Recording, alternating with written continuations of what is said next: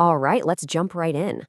If you're getting ready for the new IB chemistry syllabus, you probably know the practical exam has been totally flipped on its head. So forget everything you thought you knew about prescribed labs. Today, we're going to crack the code on this brand new assessment. And I'm not kidding, this is a huge shift. The new syllabus, which you'll first see on the exams in May 2025, isn't about memorizing a checklist of experiments anymore. Nope, the focus now is all about developing real, honest-to-goodness scientific skills. It's about learning to think like a scientist, not just, following a recipe. So, that's the big question, right? The old rules are out the window. How do you even prepare for this? How do you win this new game? Well, that's exactly why we're here. We are going to build your winning strategy, piece by piece. Here's the heart of the new challenge. The exam doesn't just reward you for memorizing steps anymore. What it really tests is your ability to take a bunch of core lab techniques and apply them to any problem they throw at you, whether you've seen it before or not. It's all about being flexible, not just repeating things by rote. To really nail this, you need what I like to call a scientist's toolkit. And the very first tool, the foundation for everything else, is mastering the language of science itself, measurement. Getting this right is absolutely non-negotiable, and it all starts with two ideas that, let's be honest, get mixed up all the time. Let's get this crystal clear. Accuracy is all about how close you are to the real, true value. Precision, on the other hand, is how close your measurements are to each other. Think about it like a dartboard. You could throw a whole bunch of darts that all land in the exact same spot. But if that spot is way off the bullseye, you're being really precise, but you're not accurate at all. And these ideas tie directly into the two main kinds of experimental errors. You've got systematic errors, things like a badly calibrated scale, that will always push your results in the same wrong direction. They absolutely wreck your accuracy. Then you have random errors, those little unpredictable blips, like when you're trying to judge the exact moment a color changes. These mess with your precision. And the best way to fight them? Do more trials and average out the results. Okay, so once you're speaking the language of measurement, you need a map. A solid, reliable framework you can pull out for any experimental question to make sure you've covered all the important points. And here it is. This 7-step template is your secret weapon, I'm telling you. Whether they ask you to design a whole new experiment or just pick apart an existing one, this structure makes sure your answer is logical, it's complete, and it hits all those key points the examiners are looking for. Think of it as your universal checklist for a great score. So let's walk through it real quick. First up, you state the aim. Then you list the apparatus, maybe sketch a quick diagram. Third, you nail down your variables, what you're changing, what you're measuring, and what you're keeping the same. Fourth is the method, your step-by-step plan. Fifth, your plan for data and processing. And finally, and this is so important, the evaluation, where you talk about errors and limitations. You need to get this flow into your head so you can use it every single time. Okay, toolkit? Check. Map? Check. Now, let's look at the key experiments you'll face. But let's think about them a little differently.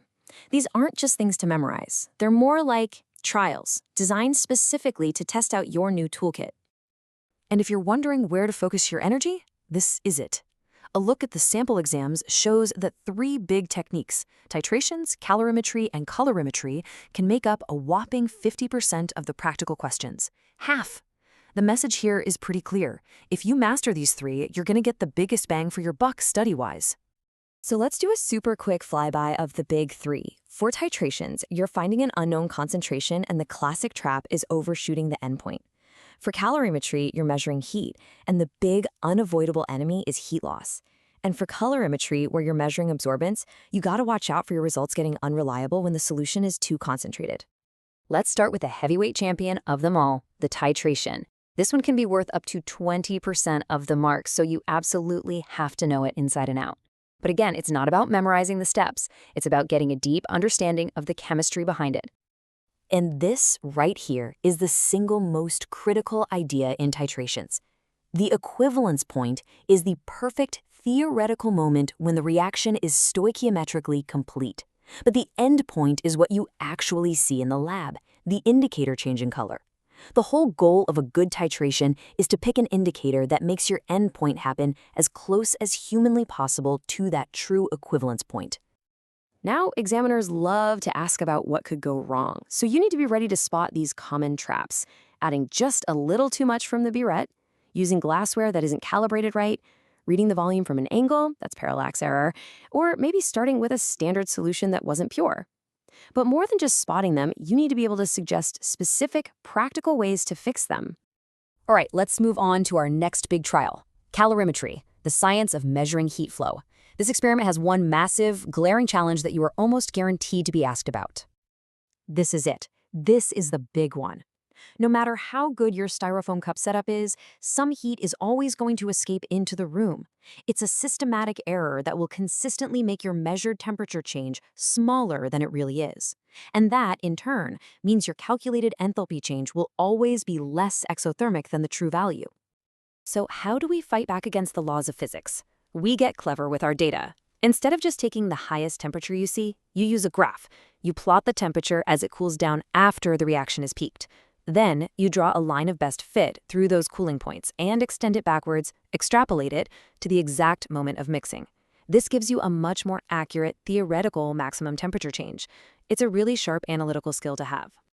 So we've built our toolkit, we've faced the main trials. How do we pull this all together for exam day? Well, it takes one final shift in your thinking. You have to move from just doing the experiment to truly understanding it. So let's boil it all down. This is your winning strategy. For any experiment, you have to explain the why behind each step. Don't just name an error, predict exactly how it would affect the final answer. When you suggest an improvement, be specific. Don't just say use a better insulator. A winning answer is put a lid on the cup and place it in a beaker packed with cotton wool. And always, always know the core theory that connects the lab to the chemistry. You know, when you get right down to it, this is the whole point of the new syllabus. It's designed to push you beyond being just a lab technician who can follow a list of instructions and turn you into a scientist who actually understands the principles behind those instructions. So as you're studying, just keep this one question in your mind, because it's what every single problem on that exam is really trying to figure out. Are you a student who just follows recipes, or are you a scientist who actually understands them? Trust me, your answer to that question will make all the difference.